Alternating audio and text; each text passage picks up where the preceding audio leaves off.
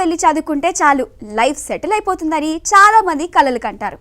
కానీ ఆ కలలకు ట్రంప్ అడ్డుకట్ట వేశారు.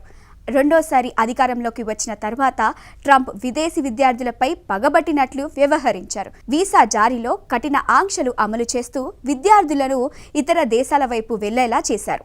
దీంతో చాలా మంది కెనడా, యూకే, జర్మనీ వెళ్లిపోతున్నారు. ఈ నేపథ్యంలో అమెరికాకు విదేశీ విద్యార్థుల సంఖ్య భారీగా తగ్గిపోవడంతో ట్రంప్ జాగ్రత్త పడ్డారు. విదేశీ విద్యార్థులకు ఎలాంటి అడ్డంకులు లేవు, వారు రావడం అమెరికా వ్యాపారులకు, విద్యా వ్యవస్థకు మేలే అంటూ కీలక వ్యాఖ్యలు చేశారు.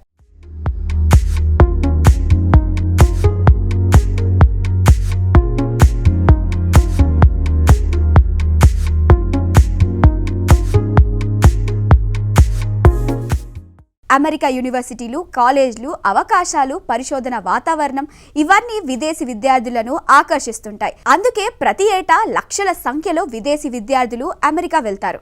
కానీ అమెరికా ప్రభుత్వం విదేశీ విద్యార్థులకు కఠిన విధానాలు అమలు చేస్తోంది. మే చివరి వారం నుంచి ప్రపంచవ్యాప్తంగా అమెరికా రాయబార కార్యాలయంలో కొత్త విద్యార్థి వీసా ఇంటర్వ్యూ, షెడ్యూలింగ్లు, సోషల్ మీడియా వెయిటింగ్ కోసం తాత్కాలికంగా నిలిపివేశారు. వీసా అప్లై చేసుకునే విద్యార్థులు తమ సోషల్ మీడియా ఖాతాలను కూడా ఇవ్వాల్సి ఉంటుంది. వీసా దరఖాస్తుదారుల ఆన్లైన్ యాక్టివిటీని నిశితంగా తనిఖీ చేస్తారు. ఫేస్బుక్, ఇన్స్టాగ్రామ్, ట్విట్టర్, టిక్టాక్ పోస్టులు, లైక్స్, కమెంట్స్ చెక్ చేయడంతో పాటు ఉగ్రవాదం, రాడికల్ వ్యూస్ ఉన్నవారి వీసాలను రిజెక్ట్ చేస్తారు. అయితే ఆ తర్వాత వీసా అపాయింట్మెంట్లను పునరుద్ధరించిన సోషల్ మీడియా వెయిటింగ్ ను తప్పనిసరి చేశారు. దీంతో చాలా మంది విదేశీ విద్యార్థులు అమెరికా ఆశలను వదిలేసుకున్నారు. ఈ నేపథ్యంలో అమెరికాలో ఈ ఏడాది ఇంటర్నేషనల్ స్టూడెంట్స్ సంఖ్య తగ్గిపోయింది.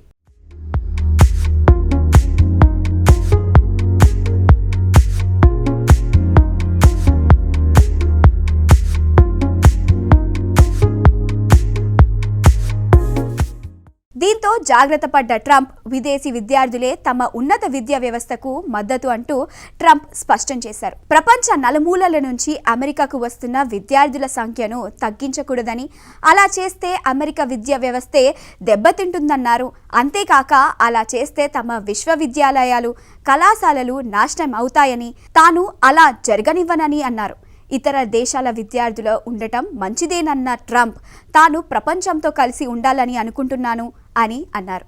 విదేశీ విద్యార్థులు రెట్టింపు కంటే ఎక్కువ ఫీజు చెల్లిస్తారని ట్రంప్ పేర్కొన్నారు. అమెరికాలో విదేశీ విద్యార్థుల సంఖ్యను తగ్గిస్తే కొంతమందికి ఆనందం కలిగిస్తుందేమో కానీ సగం కాలేజీలు మూతపడతాయన్నారు.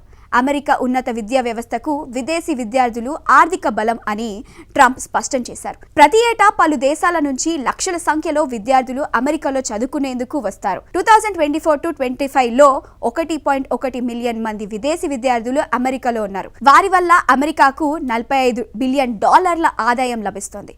ఇక అత్యధికంగా భారత్ నుంచి 3 లక్షలు, చైనా నుంచి 2.7 లక్షల మంది విద్యార్థులు అమెరికాలో చదువుకుంటున్నారు.